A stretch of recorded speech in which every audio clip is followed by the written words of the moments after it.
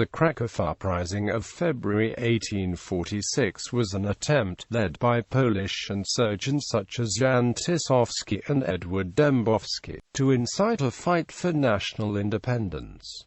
The uprising was centered on the city of Kraków, the capital of a small state of Free City of Kraków. It was directed at the powers that partitioned Poland, in particular, the nearby Austrian Empire. The uprising lasted about 9 days, and ended with Austrian victory. History. The uprising was primarily organized and supported by members of the Polish nobility and middle class, who desired the restoration of Polish independence after the 1795 partitions of Poland ended its existence as a sovereign state. There was also support for the political and social reforms. Many of the insurgents' ideas were developed in exile by activists from organizations such as the Polish Democratic Society. The uprising was supposed to take place in other locations, but poor coordination and arrests by authorities broke many other cells,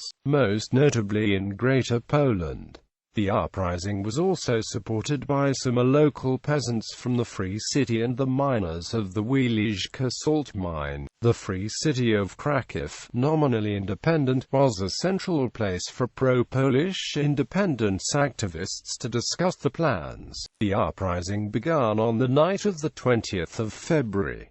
It was successful in a short term, briefly taking over the city of Kraków. Faced with riots, demonstrations and barricades, a small Austrian force in the city under General Ludwig Holland quickly retreated. A provisional government formed on the 22nd of February. That day it issued a radical manifesto for the Polish nation, in which it ordered the end of many elements of serfdom, such as corvée, declared universal suffrage, and other revolutionary ideas inspired by the French Revolution. Most of the uprising was limited to the Free City of Kraków, where its leaders included Jagiellonian University philosophy professor Michał Wisniewski, and lecturer and lawyer Jan Tyssowski, who declared himself a dictator on the 24th of February. On the 27th of September a struggle for power developed, and Wisniewski, who attempted to take the power, was exiled by Tyssowski and Dembowski within a matter of hours. Austrian forces in the area were led by Ludwig von Benedek. The revolutionaries, despite support from the Free City and its immediate surroundings, fared badly in the wider countryside. They had up to 6,000 volunteers, but these were badly trained and poorly armed. The rebels suffered a defeat on the 26th of February at the Battle of Gdow and were quickly dispersed by von Benedek's forces. The Polish commander, Colonel Adam Suchorzewski, was criticized for poor leadership, and for not taking sufficient precautions despite scout reports of an approaching enemy force.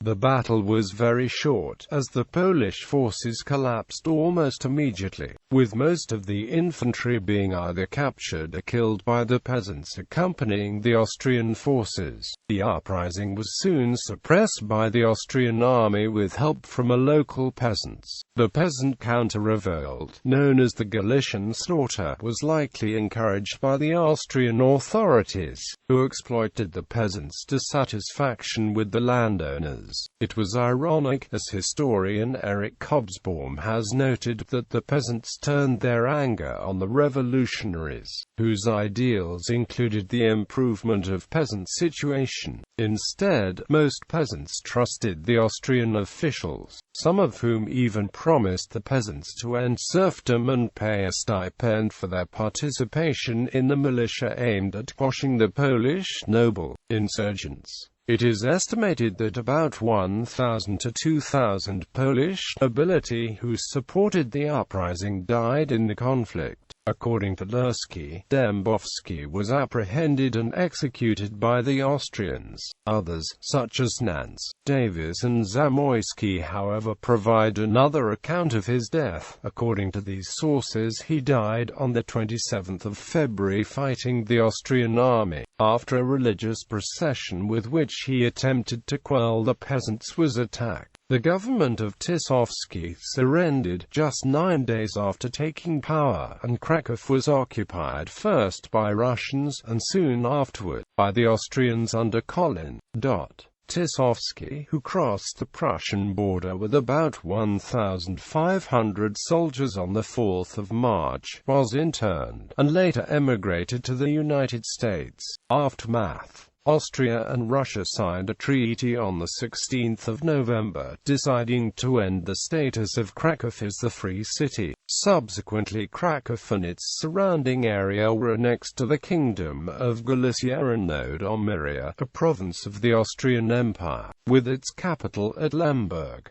This violation of the 1815 Treaty of Vienna caused a short-lived scandal in European politics of the day. Kraków would be relegated to the role of a provincial capital in the empire. Significance: as noted by Anderson, despite its failure, the uprising was seen by some scholars, including Karl Marx, as a deeply democratic movement that aimed at land reform and other pressing social questions. The uprising was praised by Marx and Friedrich Engels for being the first in Europe to plant the banner of social revolution, and seen by them, as well as some modern scholars, precursor to the coming spring of nations.